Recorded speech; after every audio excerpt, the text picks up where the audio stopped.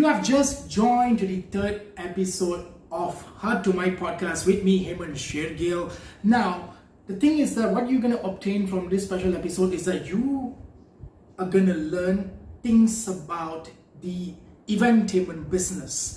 Doesn't matter whether you're an MC or not, regardless whether you belong to the industry or not, or whether you want to pursue a career in the entertainment industry or not.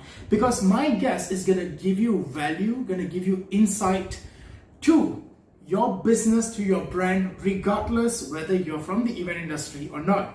Ladies and gentlemen, I am so glad to have this gentleman on for this session, because I'm going to be brutally honest over here.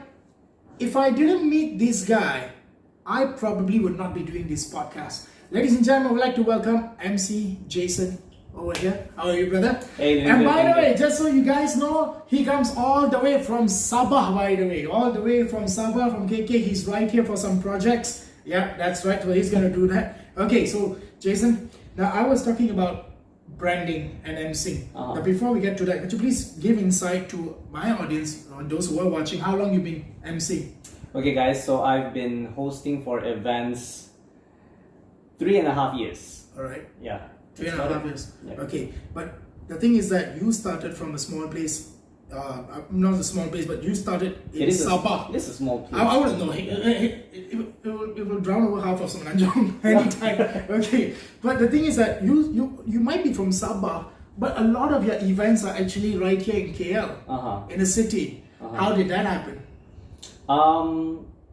Marketing, of course. Right. Networks, not so much. I have no connections at all with people in KL. All right. Totally zero. But it all started with my website. And I'm not sure whether there are MCs in Sabah who have their own websites, but as far as I know, I am the only MC in Sabah who has a website. And it's free, you know. And if there's another MC who creates another website, it wouldn't be much of a challenge to compete, because there are not a lot of MCs, or probably no MCs at all in Sabah that have their own websites. All right. Yeah. So it's basically the marketing. All right. Yeah. I want to speak about marketing, which is something that I wanted to speak to you about. As I promised you guys earlier, you're gonna get value.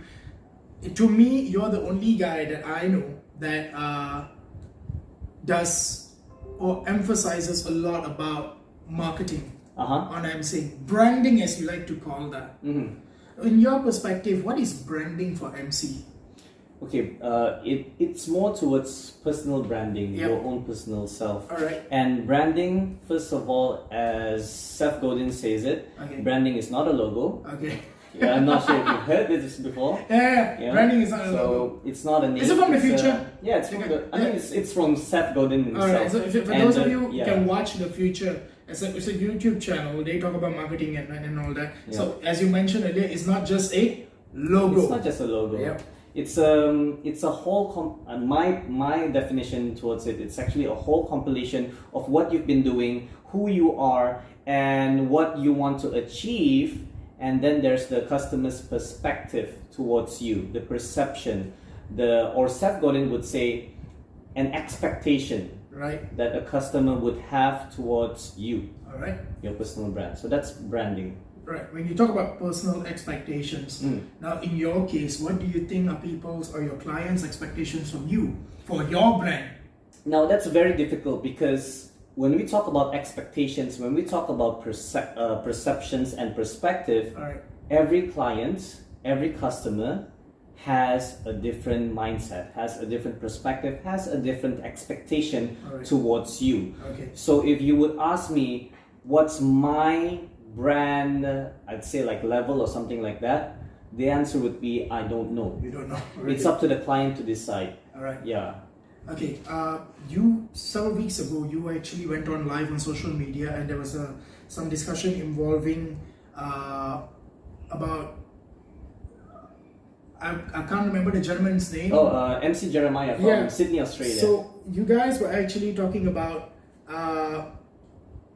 like, how do I actually say that? True or false? Is it true or false that an MC need to be an extrovert? I wanted to hear your thoughts. Is it a must for an MC to be an extrovert, to be a full-fledged entertainer on the stage? The answer is no, because I'm an introvert, to be honest. I like speaking on stage, but I don't like talking, connecting with new people. It's hard for me unless there's a certain topic that he and I or she and I can click instantly, like how I met Hement, by the way. We clicked instantly, and that's something that's really hard to get. But as an MC on stage, you have to find a common ground with the audience. Alright. So speaking and talking is something different. I can't explain because I've never really dived in deeper to truly understand about introvertism and extrovertism. But I feel that when I'm on the stage, it's not my true self. It's my true self, but not my true self. Exactly. So it's an extension of you. Yeah, it's the best version of me. And there's this one MC from US when we were having the live session, MC Donovan from I don't know which state in America. He said, bringing out the MC in you. Alright. And I think that's a very nice, concise, yet complete answer to what he's trying to say to all of us. We, as MCs, we all have our MC inside of us. Right? So we're just bringing it out. And it's also acting. You know, similar to like how actors acting in movies, they're not being themselves, but they're being themselves. They're not being their true selves, but they're acting in a character in which that resonates with them. Yeah. Or is their version of how the character is portrayed. But I do not know much about, about acting. But now, speaking of branding, I'm going to come back again because you are one person who I say had a very great influence on me. That's a camera. For those of you who might not be aware, I was a little bit social media shy. I was in camera shy, for those who are watching that. I was in camera shy, but I was social media shy. I see. So I probably did not used to be that active on social media, and perhaps you were the only person who actually changed my mind in that. Now, you feel, and to truth being said, I'm much more comfortable on social media right now. Where you find with gracing your presence on social media all the time, because you are like the most active guy that I've known in terms of any entertainers in a business. No.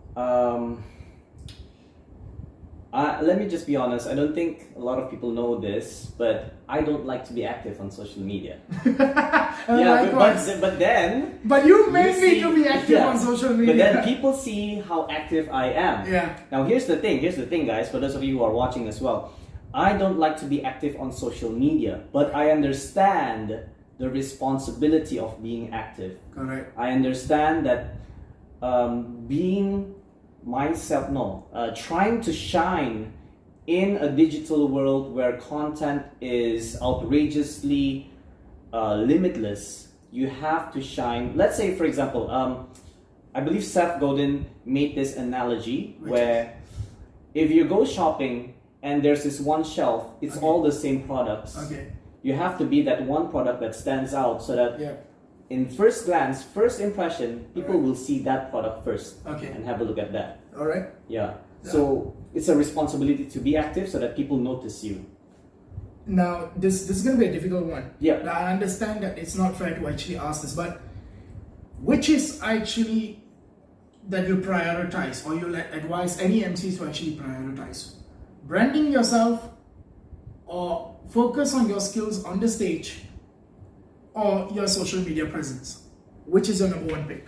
Now, I always say this to people who ask my opinion, and it's always going to be the same, which is everything is everything. Okay. Which means everything is important. But if you ask me about prioritizing which between these three, it will definitely be your skills. Your skills on the stage. Yeah, because marketing, if you market something that's bad, it will amplify that. Okay. If it's a bad drink and you promote that it's a bad drink, more people will know that it's a bad drink. Okay. But if it's a good drink and you promote that it's a good drink, more people will know that it's a good product. Alright. So start from the essence, the foundation of it. Speaking of product, I thought I want to share this to all of you who are watching. Tell me about pork silap. Oh, okay. All right. What do you want to know about it? Okay, first of all, as a Semenanjung guy, as a noob Semenanjung guy, first of all, can you tell me what it means? Okay. So pok silap, it's actually two words like Yeah. pok and then space and then silap. Okay, But it has grown to be one word. okay, Pok is actually from, they say it's from a Chinese word, okay, but I feel like it's from English. It's Okay. like poke, P-O-K-E. alright, In the end of the day, we don't know because a lot of these words, they just exist, right? So Right. pok silap means taking advantage of a certain situation. alright, Or in Malay, mengambil kesempatan dalam kesempitan. So it's like taking advantage of something lah. It's a Okay. very common Malay, Sabahan Malay word in Sabah. alright. Mm. Okay, so you have this clothing line. How you actually end up starting this brand? I planned it 2 years ago, Okay, but it hasn't started because I was always too busy. okay, And then once during MCO, I had a lot of time. okay, Not much events, so I started to, establish it up. And also, I needed more money because I need to survive during MCO. This is a really honest answer. this is as honest as you get Yeah. over here. So I started before pre-MCO actually, Okay. when people are starting to cancel out because of the COVID-19 and Yep. everything. Yeah. So I planned 2 years ago, but I didn't start it because I was too focused on my MC gigs. Alright, speaking of MC gigs, there's something else that you do on the side as well. You have something called Talent Shop. Cool. Yeah, Talent Shop Co. Yeah. Please tell us what is that about? So Talent Shop Co is a talent agency. When I first started out as an MC, I have always wanted someone to guide me as an MC, Alright. and I wanted to incorporate that for other people. Every time I see talents, I see a lot of great singers, great MCs, but they don't know where to go. They don't know which direction to take, and they don't even know what to do to build themselves up. So I started a small company called Borneo Division back then, and then we rebranded to Talent Shop Co. Our focus is to help talents, but the vision previously was to become Sabah's #1 preferred talent agency, Alright. but we changed that. It is now a new vision called to make Sabah known for talents. Alright. Because Sabah has many talents and we want to make Sabah known for talents. Whenever people think about where can I get the best dancer, where can I get the best singer, it's all in Sabah. So the Talent Shop Co. basically only focuses on the talents at Sabah for now. Yeah. Is there any plan to expand to the Peninsula side? My partner wants to expand up to Sarawak. Wow. Okay. Yeah, but for me, I'm not sure just yet because even that vision alone is very ambitious and we're not sure whether we can achieve that. Alright. So we'll see how it goes. If we can expand bigger, it could probably be the whole Malaysia. Speaking of that, when you talk about expansion, basically requires branding. I want to bring up back on social media once again. Oh yeah. So here's the biggest stigma because you're going to be open about it. I know you can talk about it. Here's the one platform that gets ridiculed, but a lot of people do not know the value of the platform. You know where I'm going with this? I'm talking about TikTok for those of you. Okay. Let's do that again. There's a new one I don't know. I don't know that stuff. Yeah. What is that? I don't know. There's a new dance, right? So I'm not sure. Okay, alright. Yeah, I'm not that Speaking active. of TikTok, Yeah. as a platform for any entertainers, how do you think that it is completely overlooked? Do you think that a lot of people, a lot of talents have actually overlooked TikTok as a platform to grow? How overlooked it is? Yes. It is super overlooked, even myself included. Like I'm not that active on TikTok, and I should be actually because of the organic reach. The algorithm is super crazy. Now the reason why people have bad perspective about TikTok is because of the brand from the marketing from other people. Correct. Like I said earlier, if it's a bad product, it will amplify to be that. And the reason why not a lot of people are talking about the algorithm for TikTok, Correct. but more people are talking about the negative side of TikTok which as well. is the bad content creators. It's actually not the platform that's broken. Yeah. it's the people using the platform. Correct. So that is what causes people to think that TikTok is not worth it, or is something that is how is it? It's for clowns. Because there are 1-2 of my haters probably say, yeah, the guy who keeps making it is a clown. yeah, it's actually the perception, the brand of TikTok. Yeah.